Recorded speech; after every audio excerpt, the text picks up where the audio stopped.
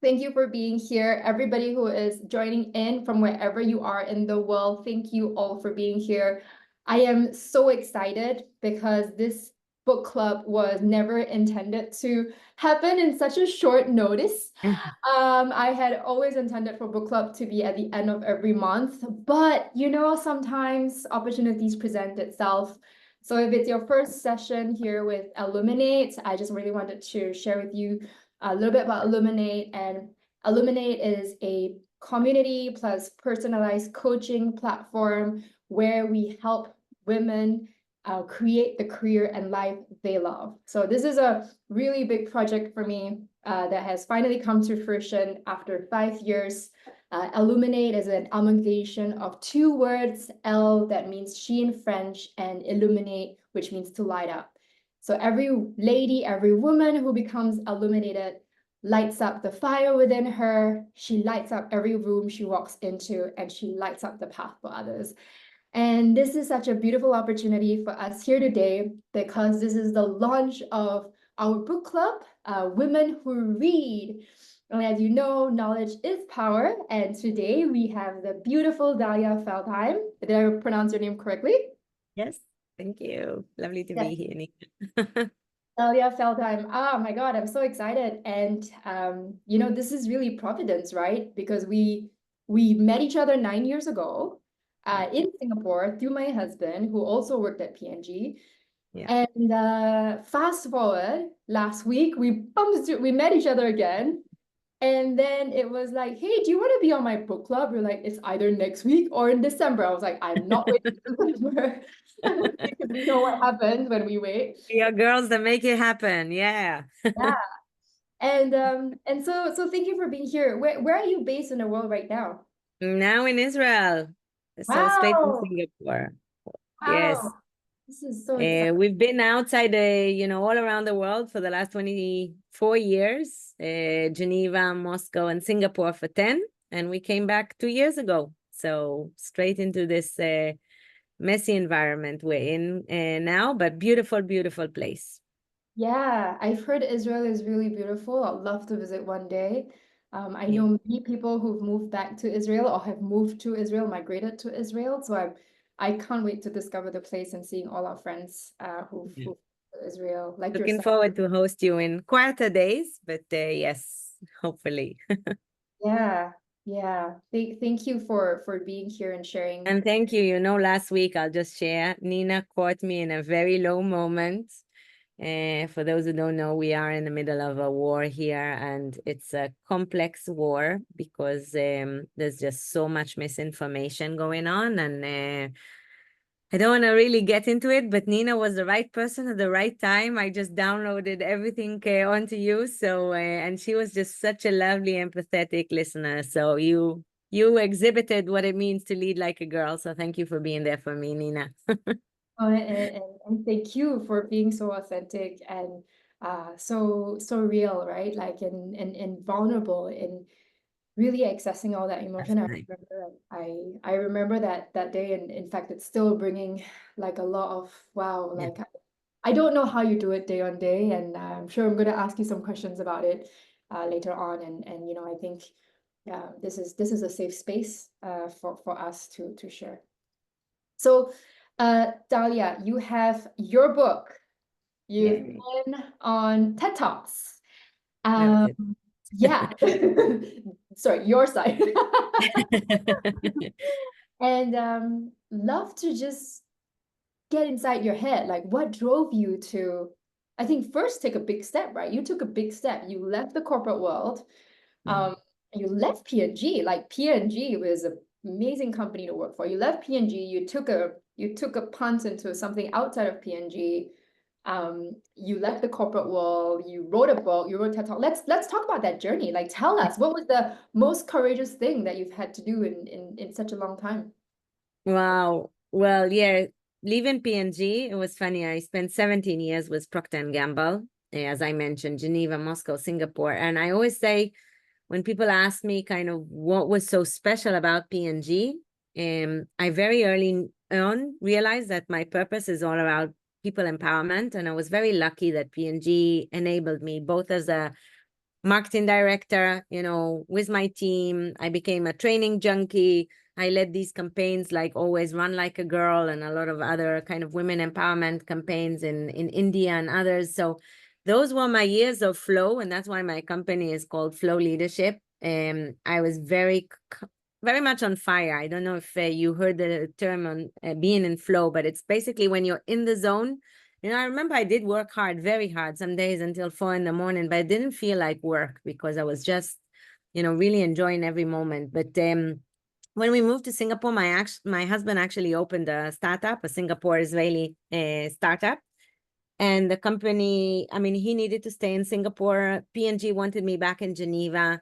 And, after 17 years, I said, okay, that's probably a sign. We decided to part, not my husband and I, but P&G and I. But I can tell you, Nina, it was almost like a divorce. Literally, I was just so aligned with the company purpose. I remember I cried for days leaving P&G because it really was, an immense, impressive match between personal and company purpose. But I decided to take a role that was very, very different to what I did before. I took a role as CMO Asia for another Fortune 500 company, never mind the name because you'll see it in a bit, but it was a great company. I love the global CEO, the global CMO. Everything seemed absolutely perfect. But for those who may have seen the TED Talk, I talk about it there. A few months into my role, I got a new boss. And what can I say? He couldn't have been more different to me. Actually, I was all about passion and people and creativity, and he was all about numbers and scorecard and ROI. And the more, creative and people focused I was, the more he was like, no, you're too good with your people. You're too creative. At some stage, I was even too positive. He used to call me Miss Kumbaya.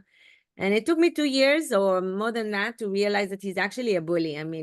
To actually say these words. I realized it within seconds, but I was determined not to leave. I guess that was kind of, courage number one in a way, because you could say courage or maybe, stupidity, but I was like really determined, I'm not going to quit. I'm a competitive gymnast. We don't quit, with hardship. And, I also hired people from P&G to work for me in this company. And I was like, okay, why should I quit? He should, right? And I was determined to stay. Actually, an interesting story that not many know is that the headhunter that placed me into the role 6 months into the job took me out for coffee. And she was like, how's it going? And I was being all kind of very loyal. This is the good things. These are the challenging things. And then she kind of stopped me and she's like saying, Dalia, your boss is an asshole. I know it because I placed him. And then she kind of said, but you're the only one who can fix him. And I guess, Nina, her intentions were good, right? But it kind of put this very weird cape on me that I'm going to change him. I was always really good managing up. And I was an executive coach at the time. And I said, okay, this is a challenge. I'm going to change him. So the more I tried to change him, the more he kind of became, who he is in a way. He was determined, and I learned my first lesson that you can't change someone that doesn't want to change, right? And then started an interesting journey where I kind of said, okay, I'm a coach. Let me shut up and listen. Which I tried kind of second year to change whatever he thought needed changing. And slowly, end of that year, I actually delivered my scorecard, but I felt physically sick. I kind of realized that, second lesson, you can't change yourself until you lose who you are. I was all about passion and creativity and people. And, I just realized I left my heart and my art at the doorway. What saved me actually is interesting. P&G came to the rescue because I decided to attend the P&G alumni event in Cincinnati. And I remember I flew and I walked into this huge hall, maybe 1,000 people. And I heard all my previous leaders talk about, take care of your people and the business takes care of itself and servant leadership and all the things we used to kind of, we grew up on in P&G. And I remember, Nina, I kind of caught myself in my head. I said, oh my God, I'm a frog in boiling water. I'm in a toxic environment. This is what culture should look like. And I need to jump. And that's kind of the moment I remember it. It was October 2018. And I decided at the end of that year, I'm going to leave the company. And yeah, and that's kind of when the decision was made. But I said to myself, I'm not going to leave. I realized that I wasn't performing, to the level that I was used to. I realized that because of this weird feeling of fear that I never had in my life, I actually was so busy, defending myself, right? And that wastes so much energy. So I decided that I'm going to leave at the end of the year, but not before I get back to myself, right? So, he wanted science. I was determined to bring back my heart and my arts. We created a campaign that was very data driven, but also very creative. And that won an Effie Award, which kind of made me realize, okay, you got your mojo back, you can move on. And I guess leaving, you asked about kind of the bravest thing. So I guess staying there for 3 years was initially a brave thing. I do think you don't need to stay so long in a toxic environment. We'll talk about it in a bit. But that was one element, but also leaving was almost like a bungee jump, because imagine, my husband was open a startup. I was the main breadwinner. So the house, the schooling, everything was on me. And it really felt, I just came one day I kind of sat down and I wrote all the different experiences with my boss, and I sent it to two people, my first boss in the company, and my husband. And my boss called me, my ex-boss, he's like, oh my God, Dalia, this is bullying. That was the first time I used that word, I kind of, and then my husband is like, doesn't matter what it takes, you need to leave. I mean, this is not healthy for you. And so I left, not knowing what's going to be. And I guess that was another brave, crazy bungee jump. And it worked out, but we'll talk about it in a bit. Yeah, I mean, actually, one of our pre-submitted questions is something about that. So I will definitely come back to that in a bit. And so, you did something really brave, right? And I think this is the part where a lot of the women that I coach today are currently in this kind of, what do I do? I'm not balanced. I'm not deeply, deeply happy. I feel exactly what you said, like I'm not in my flow, right? Yeah. So maybe I've read your book, so I have an idea, right? But I think they want to hear from you, like what does it mean, to be in the flow, right? And how is that leading like a girl? Wow. So, when I kind of left that second experience, I actually decided to study research is me search, and I decided to do my master's in organizational psychology, because I really wanted to understand, is there anything you can do, to coach yourself out of a toxic environment? Okay, so that was a big question, my research question. And I found that, first of all, yes, you can become more resilient. And that's when I built my resilient model that I'll talk about, which is basically what Lead Like a Girl is all about. But no, when you're in a really toxic environment, there's really only one strategy, and that's zero tolerance. So first, kind of to the first point, when you're in a situation, I mean, I don't say you'll always be without hardship. That's not realistic, right? We'll always have some element of hardship. And I always say, stay 6 months in the hardship, okay? Try and make it work. Try and take as many learnings as you can. But if after 6 months you feel like you're not yourself, you're not able to bring your best self to the workplace, you're not able to be who you are, then you're probably not in the right place and you should walk away. They don't deserve you, which is what my first boss told me, which really encouraged me to leave. But I think that's the first thing. So it's really important to take some time and to realize that, are you able to bring your full self to work? Are you able to manage the hardships? Are you able to build a career you love? If yes, then fight it on, because, some things are worth fighting for. But if you're not able, you're not appreciated, your strengths are not appreciated, or you're not able to bring them to work, then that's the time to leave. And for me, when I left, I kind of phrased this lead like a girl, which is all around leading from our soft skills, which is all around building resilience and continuing to grow. And, coming from marketing, for me, I call this model 5P. Okay, it's easy for us to remember, but it's different 5P. So the first one is really purpose. And as I mentioned earlier, the first thing you need to ask yourself is, do you know what your purpose is? And in a very simplistic way, and I won't go because there's a whole workshop that I do about it, but purpose is really the culmination of what are you good at? What are you passionate about? And what does the world need that can come, that you can bring to life in your work? I mean, for me, I was good at people and creativity, and I was passionate about people empowerment. So if you're not able to bring them to what you're doing, then you're not in the right place. So that's the first thing. And, he who has a why can endure anyhow. Viktor Frankl said that, or sorry, Nietzsche said that, but Viktor Frankl, referred to it. Viktor Frankl was a Holocaust survivor that, said that creating his work again and reuniting with his wife, that was his purpose. And that helped him, withhold all the atrocities of the Holocaust. So that's the first thing. Okay. What are you good at? What are you passionate about? And can you bring it to work every single day? That's kind of really the secret to it all. And that's what being in flow is all about. The second P is around perseverance, and that is about mental strengths. Okay. It's about having a growth mindset because, we all fail. We all fall down. We all have hardship. Okay. And I think the biggest questions are you able to learn from them?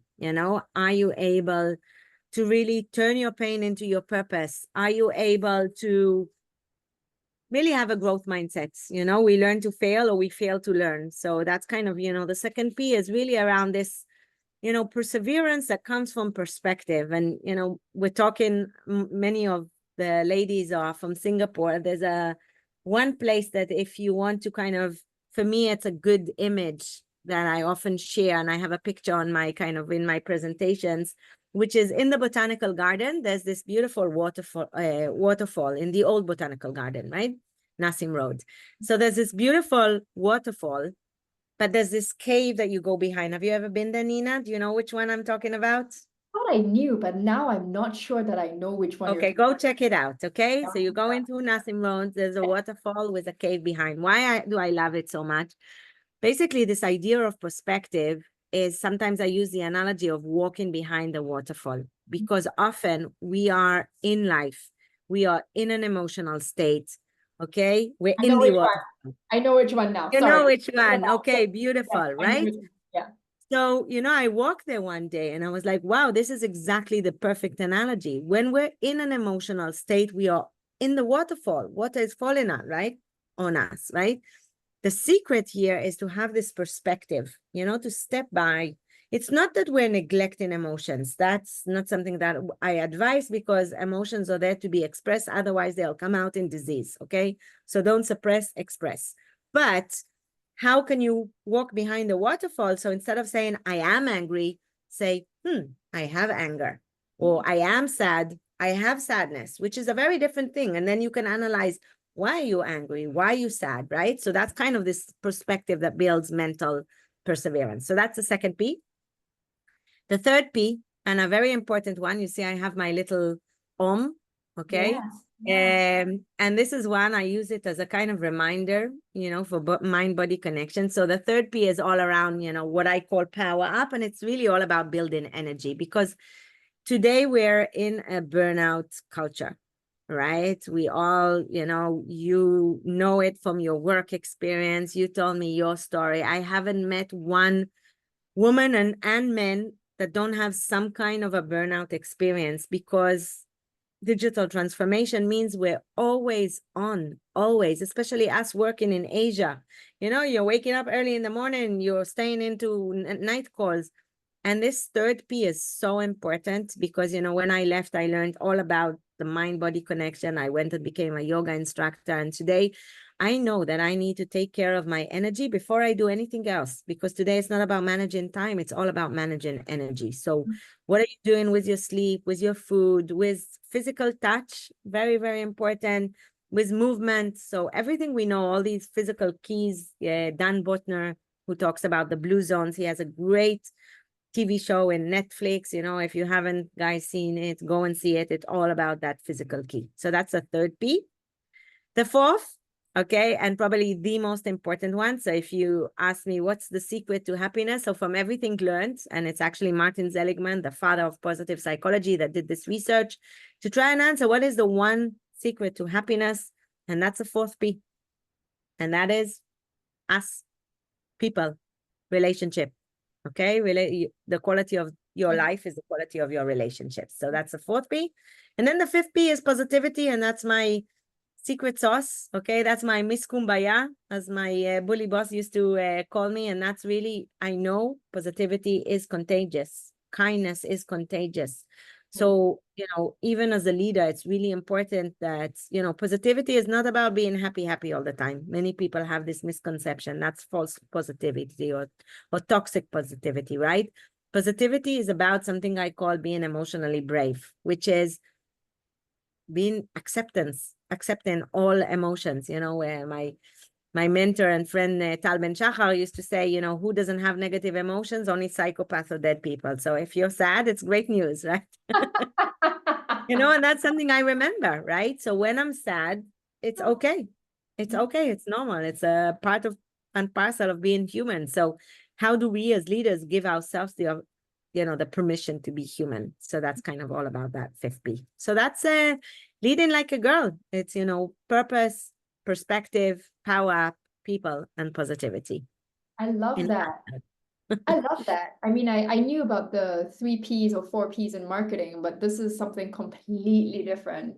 And I think the one thing that you mentioned is perspective, right? And I mean, it's not said in the 5 Ps, or not, it's not a P in itself, but it is actually it also, I think it transcends down everything, right? Whether Yeah, it's your purpose, it's like, oh, my perspective to my purpose, or like my people, it's like, oh no, my positivity is also perspective. And I just feel like that's something I find today, it's just in general harder for people to take that perspective, to elevate upwards and go and be a bit more removed from their emotions. And that's also, I think, come back, you talked about like digital transformation, you talk about burnout culture, you talk about I call it the Asian tax, where where yeah, people in Asia have to work, deeply. longer hours, right?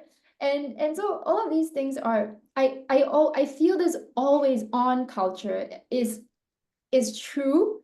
And yeah, I feel like maybe it is or my observation, there's a feeling and there's an observation that it is true for people or within a certain generation.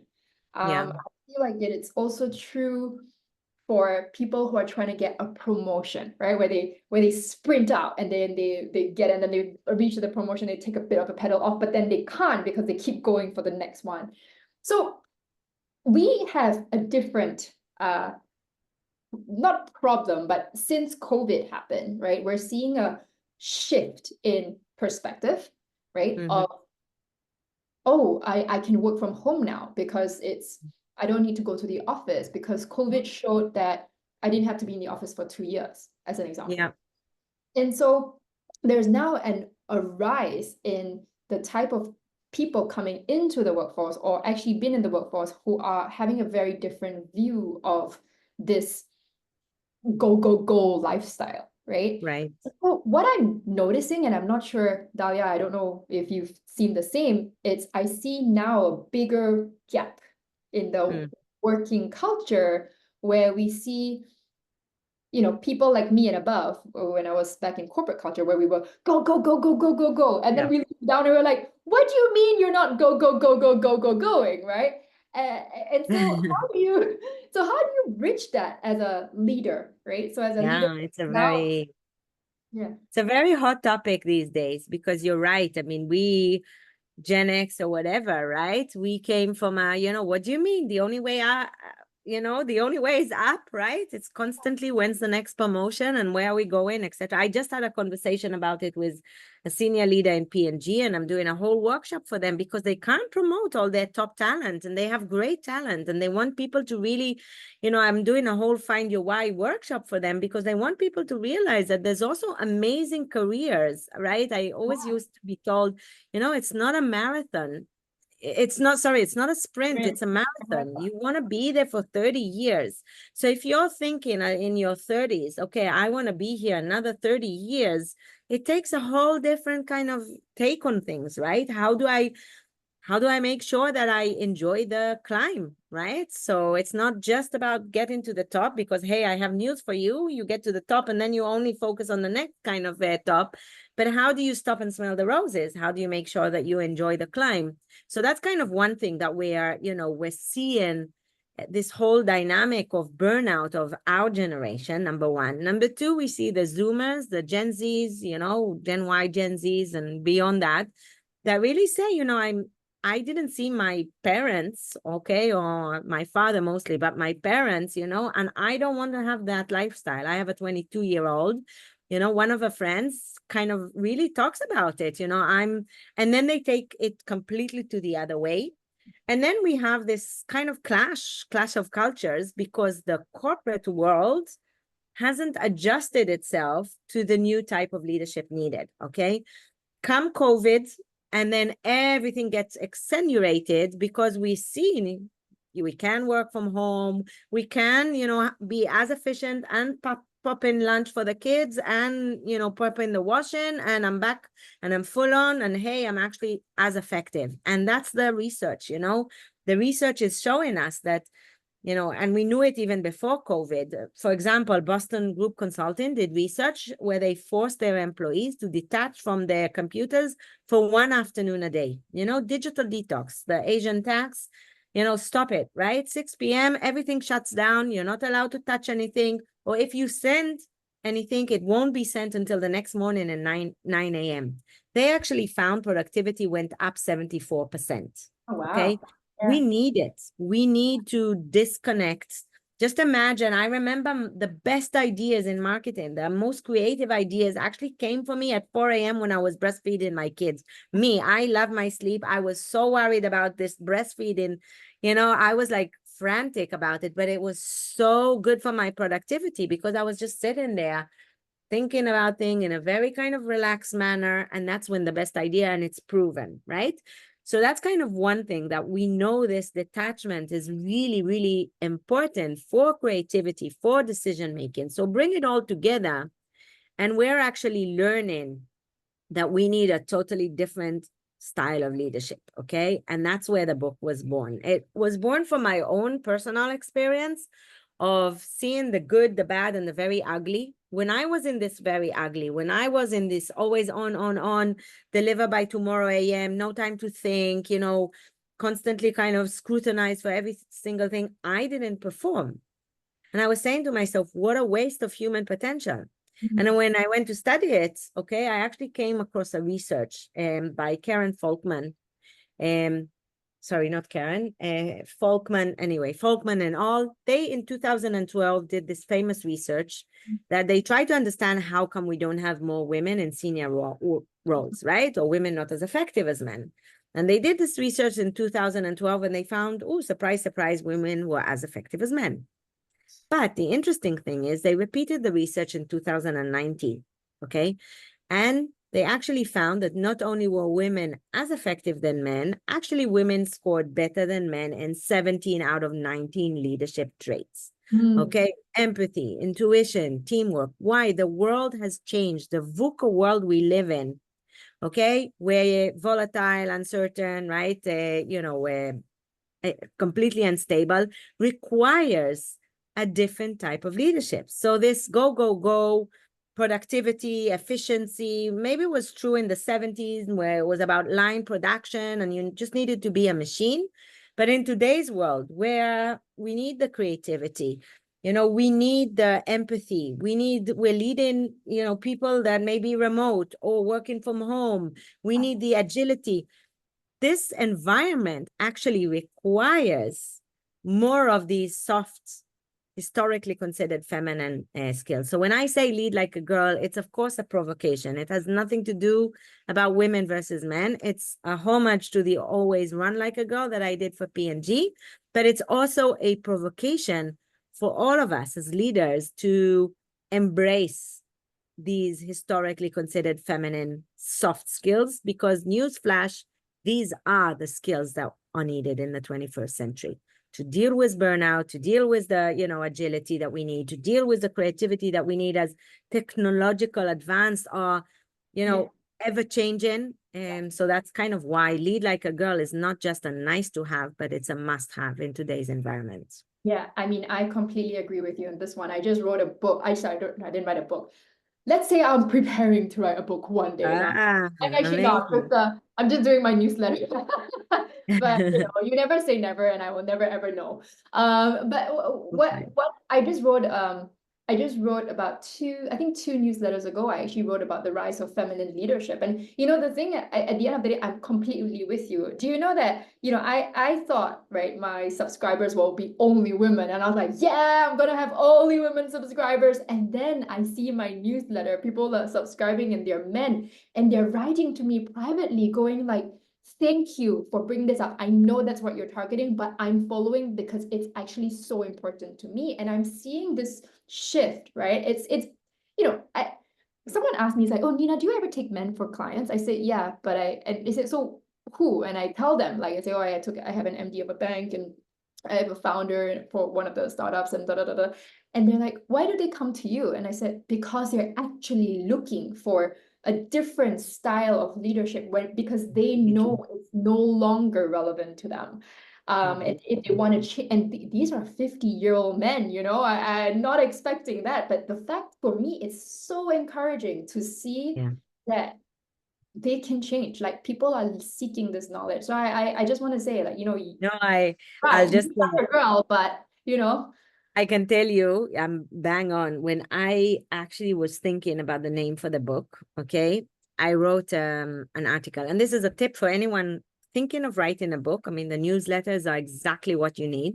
Someone just told me write an article with, you know, the bullet points, and then each bullet points will evolve to become a chapter. So if you check my LinkedIn, there's an article called Brave to Lead Like a Girl back from 2018, and that later evolved into the keynote, the TED Talk, and then the book. But I was really wondering, you know, thinking about the name, and I was like, really, I didn't want the Lead Like a Girl to deter men, but I decided to call it the Courage to Lead Like a Girl. Okay, you know, given how important, you know, the Run Like a Girl and all this story has been for my career, and you know, the general women empowerment movement, and I put it out there. And 50% of the comments actually came from men. And then I knew, you know what, even if it's a provocation, and I just gave a talk to FedEx, 140 leaders, mostly men of the Asia leadership. And one guy came to me afterwards and he said, you know, I need to be honest, when you started saying like a girl, I wanted to step up and leave the room. But as I slowly listened, you know, I realized, wow, you know, it's for me as well. It's actually, I need to adopt. And I can tell you, even myself, I have masculine traits sometimes. I'm a fixer. For example, one of the traits I talk about is empathy, right? And empathy is about putting yourself in the other person's shoes. And sometimes I say it's about shut up and listen, right? Because I don't know if you noticed, but the word listen has the same letters as the word silent, okay? Which I don't do very easily. So I was talking with them about, you know, empathy is just about being quiet to listen. And then I came across this research that, and then the man said, oh, but we have the same level of empathy. And I came across the research, and actually brain research shows that men are as empathetic as women for the first 2 seconds. And then another area in their brain lights up. You know, do you want to guess? Okay. This fixer, problem solving. Okay. So here, my dear wife, I'm sorry to hear about the troubles. Here's what I think you should do. And then I realized, shit, I'm masculine in that sense. Mhm. My kids come, I need to really force myself to shut up and listen. So I think, you know, that it's both for, we have, and this is another thing I'll just share maybe a little bit about this. In the book, I talk about a model that's shared by Raj Sisodia. So Raj Sisodia is the founder of Conscious Capitalism. He also came from a marketing background, and beautiful book. For those who don't know the Conscious Capitalism, highly, highly recommend you read him. But he talks in this book, and I met him and we talked deeply about it, about this whole model of wounded masculinity and, you know, positive masculinity, negative masculinity. So just in a nutshell, we talk a lot about positive femininity, okay? Empathy, leadership, teamwork, okay? Positive feminine traits, okay? There's also positive masculine traits, you know, problem solving, data, right? Ratio, using your ratio versus emotions, etc. Now, a good leader has to be rotating between the two. Have to. You cannot just operate from your heart without your head, right? You have to have the two. However, the world, and especially the world of business, has collapsed into what Raj calls wounded masculinity, okay? That's power over people versus power with people, competition versus collaboration. And we know from all research that collaboration yields the ultimate better results, right? So for me, lead like a girl is, of course, a provocation, kind of requiring the world to tilt back to the positive feminine, positive masculine. But I want to say a word about that because we also have, and we don't talk about it enough, the wounded femininity. What is the wounded femininity? A desire to please, okay?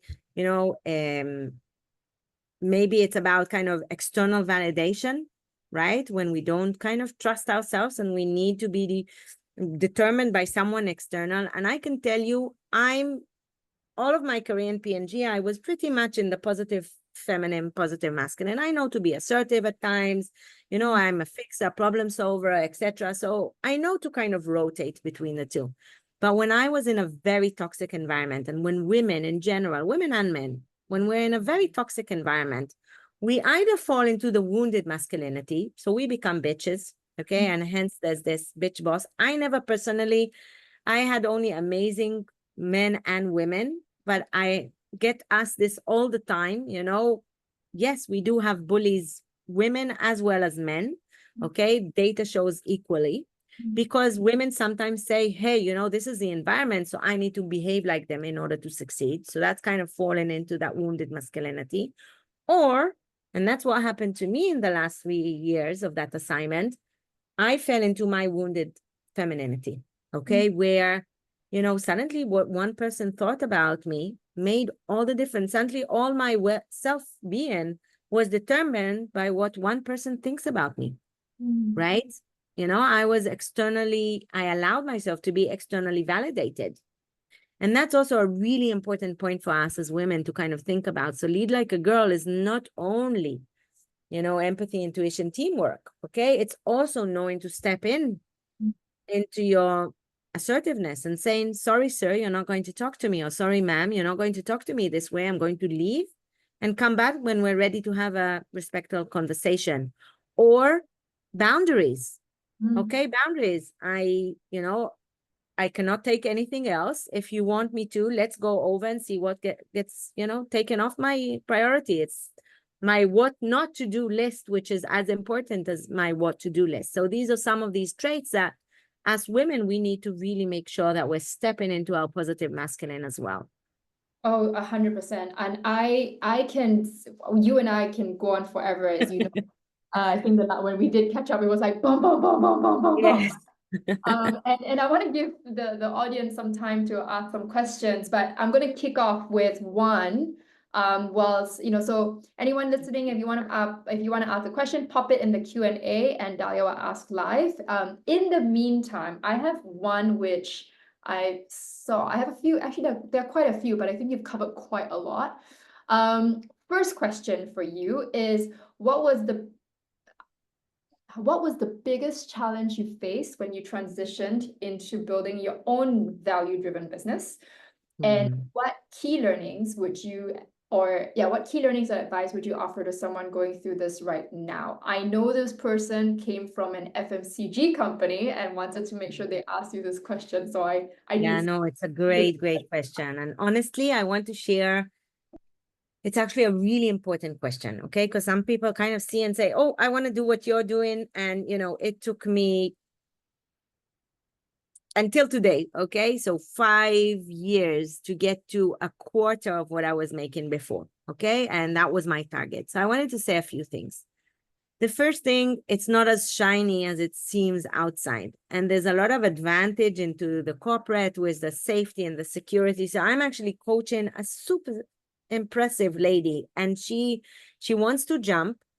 And we, after working together, say, hold your horses, okay? 2 tiny kids. She's the main breadwinner. Her husband is still studying. let's see what you can do within your current environment to start building your career. Okay, because when I left P&G, I actually knew that I wanted to evolve into this world. So I did a yoga instructor's course and I did a coaching course. Okay, P&G is very generous. It gives you some reskilling. So those were the two things that I chose to do. Okay, and I knew I'm going to go into this space, but I was, as I mentioned, the main breadwinner at that time. And so I went back into corporate. Universe kind of, kicked me back in the ass because, it said to me, okay, you need to go. But I came back full of learnings, right? And insights on what not to do as well. So I think the first thing I would just advise is before you start anything in a new career, etc., the first exercise to do is really to determine what your purpose is. Okay. I have a whole chapter in the book around finding your purpose. Whether it's me, whether it's a coach, it's very hard to do it on your own. So I highly recommend, connecting with someone. There's different methodologies to do it. But in a very simplistic way, it's about asking yourself, what am I good at? What am I uniquely good at? What am I passionate about that even if I have to do it 24/7, I don't feel like I'm working? And then how does it link to something that is really important in the world today, right? And really try and figure that one out. And I spent that time during the work. And I even built myself an equity pyramid, okay? Just like a brand. Okay, what am I about? What's my benefit? What's my reason to believe? Why will people trust me, right? Yeah. That was one of the reasons I went to do my degree in organizational psychology. That's why I started teaching at the university. That was also a passion of mine, but it was also this reason to believe, right? So you're collecting, because, anyone can write a book, but why would people want to read what you have to say? I mean, you came through the trenches, you have now the academic knowledge. So think for yourself, if you were a brand, right? What is your equity pyramid? And then start experimenting, ideally in parallel to getting a nice big salary in whatever you're doing. So that was my plan, to create whole content that I will be doing, for P&G, for that second company, started my coaching practice, started teaching yoga in a way that kept me going throughout the challenging 3 years that I actually taught yoga in that company. And I also, after I was coaching, I was building my own. So I was building my content because it takes a lot of time. Now I plan to stay longer to build that. It wasn't done. And I decided, I needed to leave. And then it took me almost 3 years. I started by one keynote, okay, and that's great, but you need to have a whole repertoire of content. So it took me 3 years to build my website, to build, basically to build my content base. And I can tell you, March 2020 was the first month that I was supposed to get to my target, which was a quarter of what I was doing before. A quarter, okay? So let's kind of think about it. What happened March 2020? Remember? COVID. February 25, I started getting, this is canceled, this is canceled, this is canceled, this is canceled. By 5th of March, my salary in March went to 0. Okay? And I was like freaking out. I was building this for 3 years. But then that's part of it. It's the curveball. So I actually said, okay, I need to move all my content online, all my training online. I actually took a coach to train me on how, because I'm a university professor or a trainer, it's very different when you do it online. How do you build? What tools do you use, etc. I actually took a coach to transfer, and I started with friends and families to check it. I started with the university students. And serendipity kind of hip. I also am a big, big, big believer in serendipity. Serendipity is about creating the opportunities that bring luck, right? Nothing happens by chance. So it's not that you're waiting for the right thing to land on you, okay? That rarely happens, but you go to the right conferences, you go to the right opportunities. And my serendipity, I'll tell you this story because it's an in very shortly. I did a volunteer project actually for the Israeli embassy, and I had to present it to the university, Singapore Management University. And I was there with the Israeli ambassador. And at the end of the presentation, Okay, they loved it. They gave us what we needed. She actually turned to the ambassador and she said, hey, we're going to open a course in positive psychology. Do you have any good movies about happiness in Hebrew? And the ambassador knew that I was studying at the time with Tal Ben Shachar. And she said, hey, you have, Tal Ben Shachar student. And they loved Tal Ben Shachar. And they were like, oh my God, will you be willing to come and consult to us on a syllabus? And I was like jumping out of my chair, right? And I said to myself, whoa, I need to create a syllabus. I called Tal all excited, right? And I created a syllabus that was a little bit my leadership experience, a little bit what I studied with Tal, a little bit what I studied in INSEAD. And I created this beautiful syllabus. I came to this meeting. I shared with them what I thought they should be running, etc. And they were like, we love it so much. Can you start teaching? And so it's one thing to create a syllabus. I locked myself in a room for 2 months, creating a course, right? Creating all the modules. And I taught one semester just before COVID and one just during COVID. And I learned that all these principles were critical any day, but they become life-saving during, challenging time. And then serendipity, because I had this course ready, I was coaching women one-on-one. They started saying to me, wow, we're in a really tough time now with COVID. Can you come and teach some of the things that you did for us on one-on-one? And so I started becoming an organizational psychologist and teaching, and that's when I created my leadership program that I teach in companies. Now, did I have it all completely set up the day that I created the equity pyramid? No. And that's kind of my biggest tip. So first of all, start in parallel if you can. Okay, so you have peace of mind financially, you're building your content, you're trying it out. Come to your own company and say, hey, I want to do this for you for free, right? Build your experience and content. Second, I would say you don't have to have it all figured out to make the first step.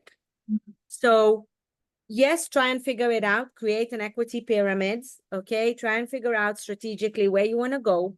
But then there's a lot of trial and error, okay? There's a lot of portfolio career. I'm going to do a podcast. I'm going to do a few things here and see which sticks and which I love more, okay? And which kind of element fits in. So that's the third tip that I would have, a little bit of trial and error. And then, give yourself a timeline, okay? You have goals, right? Things change all the time for me. I started with one-on-one coaching and then the book, and now I do more of the, corporate training. And now I have also my little ed tech. We didn't talk about it, happiness, that teaches positive psychology through play. And now I'm into the phase that I'm opening an NGO. So actually all the profit from the book goes towards the NGO, Lead Like a Girl. It's a global NGO. And we actually sponsor different women advancement programs in different areas. So I'm not yet fully successful, but I decided I wanted to allocate a give back leg. So, and if you ask me, have you arrived yet? Some days I'm like really freaking out. I'll tell you this, January 2024, my forecast for the year, okay, after a very successful building, my focus was 0. Why? October, the war started.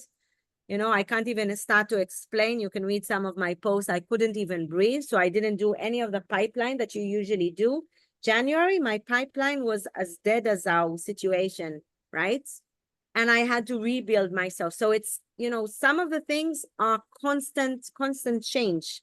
So you also need to have the flexibility and the agility to change. So that's a long answer. I hope I answered. Feel free to reach out on LinkedIn if you wanted any more tips and thoughts.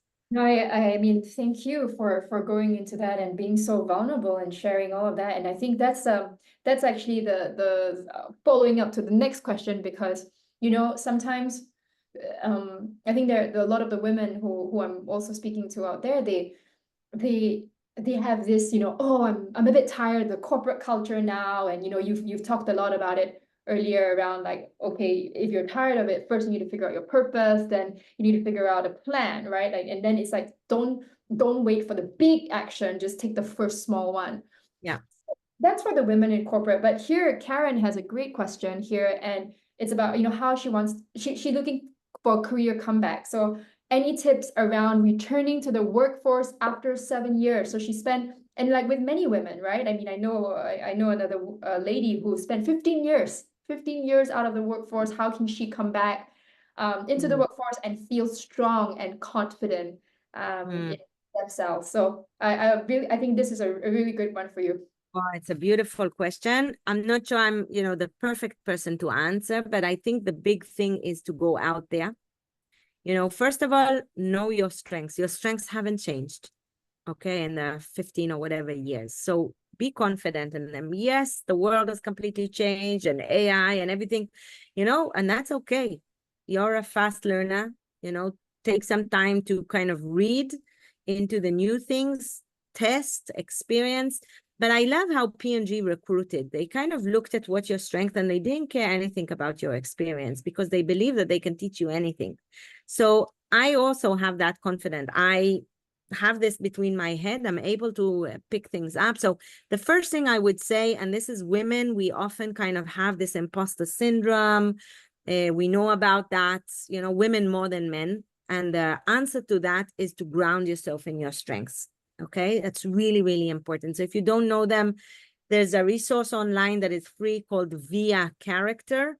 It's a strength finder, a free one. Do it. Come when you know what you're good at. Okay. Then the second thing I would say is just network your ass off. Okay. Just really, and I don't like network like strategic, who do I want to?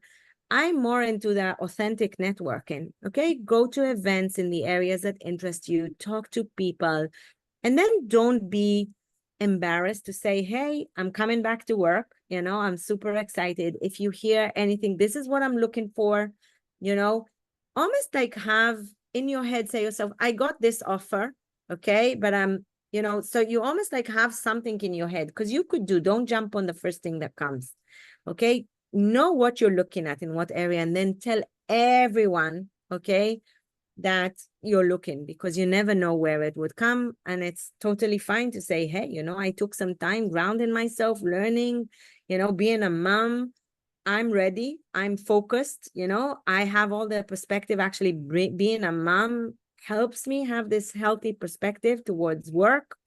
So I think that would be the key thing. And then anything you need to upskill yourself, right? I took a course in AI. I took a coaching course. I almost always have a coach. Every coach needs a coach. Okay. So find the support that you need to go through things. It just helps you kind of clear your mind. And I think the most important is, yes, we all have imposter syndrome and everyone has fears, but courage is recognizing those fears, digging into your superpowers, and then there to lead like a girl. So really it's kind of know who you are and go get it. I hope that was helpful. I love that. And I mean, I love that. Yesterday as well, we had I did a podcast, two different podcasts with two female founders, and their takeaway as well was just do it. Like go out there, take one small step. It doesn't matter. Just take any step, start somewhere. And it was, exactly what you said. It's like lean into your superpower and just go and get it. And you're right. Sometimes I want to, we're going to have to close off very soon, but I just want to just strengthen, like emphasize this message that you're sending, which is 100% true. It doesn't mean that you've taken a break. It means you've lost sight of who you are. And yes, sometimes we do. We forget how amazing we are, right? We forget because we might not have been reminded. And this at the end of the day, I have a lot more respect and admiration for women who've taken time off and women and men who've taken time off because they've learned so much more skills in that time. It's not like they took a time off and went off and No, taking care of kids is not a time off. Actually, it's like, exactly. But it's taking time off work. Yeah, but you're always on, right? completely. I have so much respect for that. So thank you, Dalia. This has been an amazing session. I truly, truly enjoyed it, and I hope you did too. I'm so excited for this podcast, and for you ladies, I know there will be more that watching the screening. I do want to share kind of as an anecdote, because you were mentioning it earlier. A guy in Australia watched my TED Talk, and he calls me and he says, Dalia, I just wanted to say thank you. I watched your TED Talk. I realize I'm an asshole. What do I do? And we started working together, and he decided to try a new approach. And he was like shocked, and he decided to leave what he's doing. And now he calls himself the asshole eradicating coach. So Oh to my your point, God. there is hope out there. You know, if the book can help you in any way, ladies, I mean, I put all my heart and soul, you know, Nina, that was just a duet. I'm not a writer. So another kind of side tip for anyone who wants to write, just make an appointment, sit down a couple of hours a day, you know, put it on paper. And I'm so passionate that people call me to say how helpful it was. And now I'm so excited that this will help other women in these. We have beautiful programs across India, 26 countries in Asia. So everything you buy for Lead Like a Girl goes into supporting others. And that's my final message. I think we as women have amazing power. So let's see how we can help each other and kind of lift as we rise. And that's also when you're coming back to work, see how you can be of value to other people, you know, before you see how they can be of value to you. And, you know, together as a human race, we raise each other. So thank you so much, Nina, for also being so spontaneous and saying, yeah, let's do it this week. No, thank you, Dalia, for really being on top here. Like I said, I would not have made this happen without you also. And yeah, thank you for being so gracious with your time. And we will see the rest of you in our next month's book club. So stay tuned for the next book. Take care. Thank you so much for being here. Thank Bye. you. Thank you, ladies. Feel free to connect on LinkedIn for further questions. Thank you. Bye.